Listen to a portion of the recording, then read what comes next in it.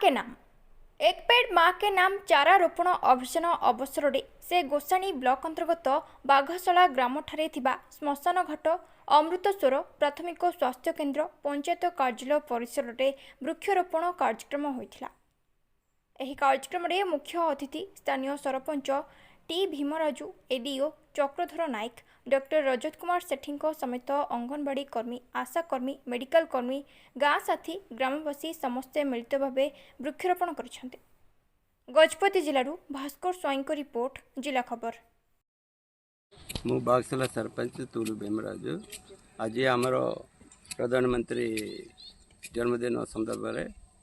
एक पेड़ माँ का नाम से ये कार्यक्रम को आम वृक्ष वृक्ष करने को लोक मैंने सेवा को लोक मैंने सुविधा को सब आमर श्मशान पाखे यहाँ कार्यक्रम करें और हाई स्कूल पाखे गर्ल्स हाई स्कूल पाखे और आमर अमृतसर टैंक पाखे और अन्य जगह आमर गाँव आमर पंचायत रे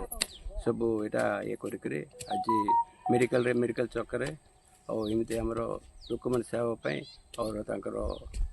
तंदुरुस्त आम ये कार्यक्रम ये कर। डॉक्टर रजत कुमार सेठी आयुष मेडिकल अफसर बागशाला प्राथमिक स्वास्थ्य केन्द्र तरफ आज आमर वृक्षरोपण कार्यक्रम अनुष्ठित होता से आमर सरपंच महोदय योगदान करते सहित आमर समस्त स्टाफ फार्मासीस्ट एएनएम सिक्यूरीटी निर्मल सहित आशा अंगनवाड़ी मैंने उपस्थित थे सहित ग्रामवासी भी किसी जन उपस्थित थे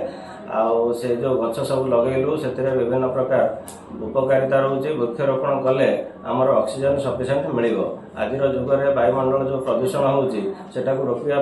सहित जो गछ कटा हो जाउची ताकू आमे आमर जलवायुर परिवर्तन हो जाउची ताकू आमे रक्षा करने पाई एक पेड़ माँ का नाम तरफ आज आम समस्ते वृक्षरोपण मिलमिशिकी करूँ। ता सहित सुस्थ नारी सशक्त परिवार जोटा कि अभियान आज अक्टोबर 17 तारीख ना सेप्टेम्बर 17 तारीख आज आरंभ है। आज ठारू अक्टोबर 2 तारीख पर्यंत चलो से आम जन्मरू वृद्ध वयस्क समस्त नारी मानकर स्वास्थ्य परीक्षा करूँ आ सहित जो मानकर जहाँ समस्या थी मेडिसिन देवु केमती सुस्थ और निरोग रे से प्रति परामर्श देकी सेवा प्रदान कर।